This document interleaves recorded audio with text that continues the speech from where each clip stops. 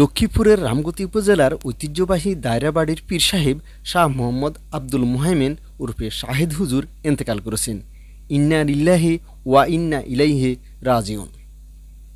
৩০ April বুধবার সকাল 8:30টার সময় চিকিৎসাধীন অবস্থায় রাজধানীর একটি হাসপাতালে শেষ নিঃশ্বাস ত্যাগ করেন তিনি। পারিবারিক সূত্রে জানা যায়, গত সপ্তাহে তিনি স্ট্রোক করেছেন।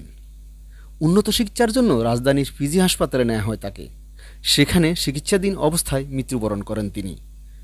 মরহুম শাহ আব্দুল মোহাইমেন রামগতি উপজেলার বড়খেরি ইউনিয়ন ৯ নং ওয়ার্ড বড়খেরি গ্রামে অবস্থিত দায়রা শরীফ জামে মসজিদের খতিব এবং পীর সাহেব হিসেবে দায়িত্ব পালন করছিলেন। তিনি তার বাবা মরহুম শাহ আব্দুল মোমিন হুজুর এর গদিনিসীন ও সন্তান হিসেবে পীর পদে দায়িত্ব লাভ করেছেন। মৃত্যুকালে তার বয়স হয়েছিল ৬২ বছর।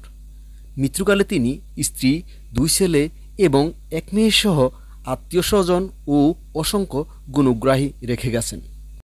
মরহুমের নামাজে জানাজা বৃহস্পতিবার সকাল 10টায় রামগতি আহমদিয়া ডিগ্রি কলেজ মাঠে অনুষ্ঠিত হয়েছে। জানাজার নামাজে রামগতি, কমলনগর, নোয়াখালী সদর ও সুবর্ণচর সহ দেশের বিভিন্ন এলাকা থেকে হাজারো মানুষ অংশ নেন। এ সময় উপস্থিত ছিলেন জামাতের কেন্দ্রীয় শুরা কমিটির সদস্য লক্ষ্মীপুর জেলার নায়েবে আমির এআর হাফিজুল্লাহ, উপজেলা আমির মাওলানা আব্দুর রহিম সহ বিভিন্ন রাজনৈতিক ও সামাজিক গণ্যমান্য ব্যক্তিবর্গ সহ নানান শ্রেণী ও পেশার মানুষ। জানাজার নামাজের ইমামতি করেন মরহুমের বড় ছেলে মোহাম্মদ তাশরিফ।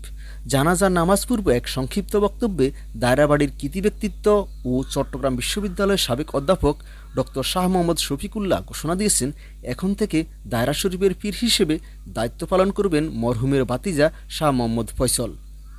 নামাজে জানাজা শেষে তাকে পারিবারিক কবরস্থানে সমাহিত করা হয়।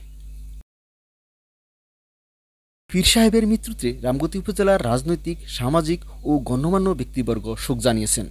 দেশালোক.com মরহুম শাহ মোহাম্মদ মোহাইমেন পীর সাহেব হুজুরের মৃত্যুতে গভীর শোক প্রকাশের পাশাপাশি মরহুমের বিদায়ী আত্মার মাগফিরাত কামনা করছে। মহান আল্লাহ তাকে বেহেশতের সম্মানিত স্থানে আসীন করুক, আমিন।